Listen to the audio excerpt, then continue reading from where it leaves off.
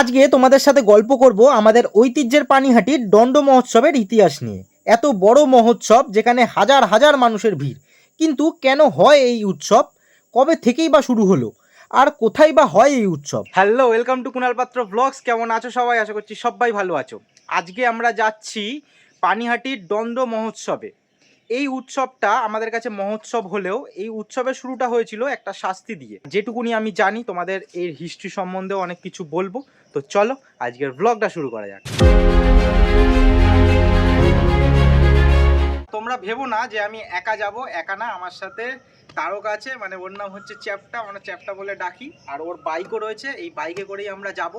ভীষণ ভিড় হবে। আমরা যাচ্ছি, এখন বাজে প্রায় 4টের কাছাকাছি বাজতে যাচ্ছে।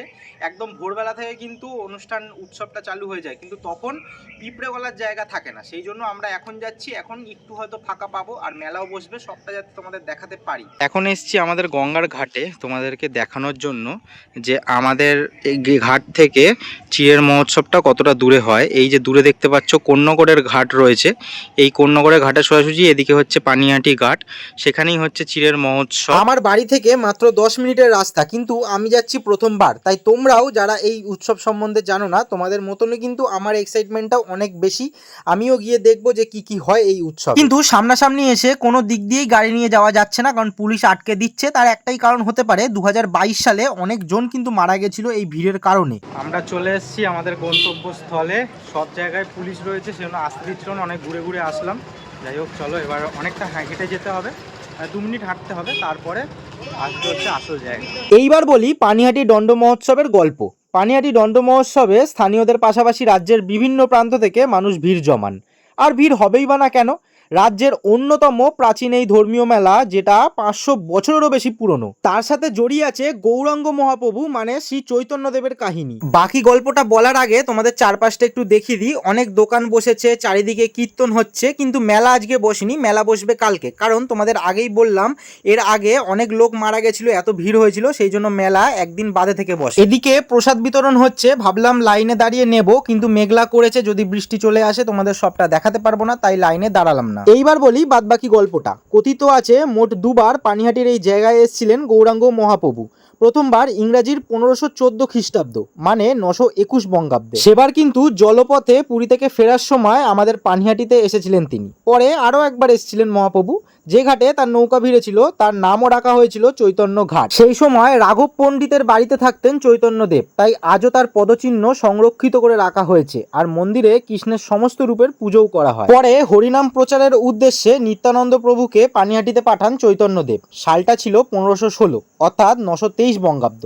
তখন সপ্তগ্রামের জমিদার ছিলেন রঘুনাথ দাস। নিত্যানন্দ প্রভু রঘুনাথ দাসকে দই চিড়ে বিতরণের কৃপদণ্ড দান করেন, অর্থাৎ দণ্ড হিসাবে খেতে চেয়েছিলেন মালসা ভোগ, চিড়ে দই কলা একসঙ্গে মিশিয়ে ফলাহার।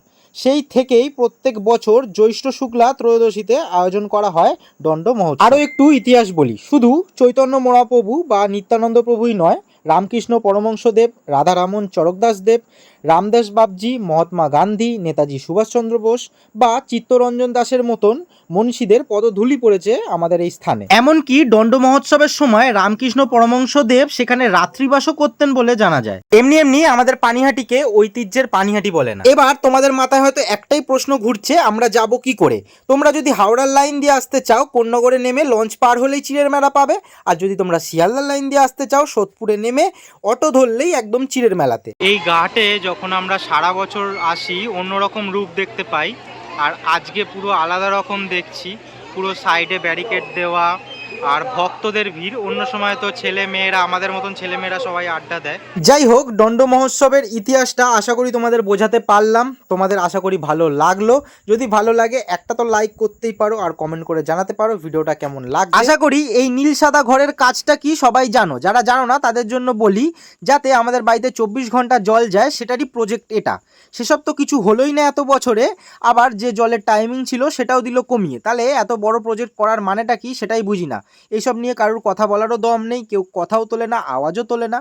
যাই হোক, চলতে বল ভাই, তোর কেমন লাগলো আজকে? খুব ভালো লেগেছে, অনেকদিন পর এলাম মেলাতে। আচ্ছা, মেলাটা এখন আর বসে না, কিছু প্রবলেমের জন্য মেলাগুলো আর হয় না। আচ্ছা, তা তোর কেমন লাগলো সেটা তা বৃষ্টি আসছে, এখন থাকবি না যাবি? বাড়ি যেতে হবে, এখানে ভিজে গেলে পরে আর দেখতে হবে না। কেস করেছে, চল চল বাড়ি চল। আজকের ভিডিও এখানেই শেষ করলাম। তোমাদের আশা করি ভিডিওটা খুব ভালো লেগেছে, পুরোটাই কভার করতে পারলাম আর তোমাদেরকে ঠিকঠাকভাবে বোঝাতে পারলাম যে কেন এই পুজো হয়, এর মাহাত্ম্য কতটা। তো কেমন লেগেছে ভিডিওটা অবশ্যই জানিও, আর ভালো লাগলে অবশ্যই like, comment and share and subscribe. Take care, tata.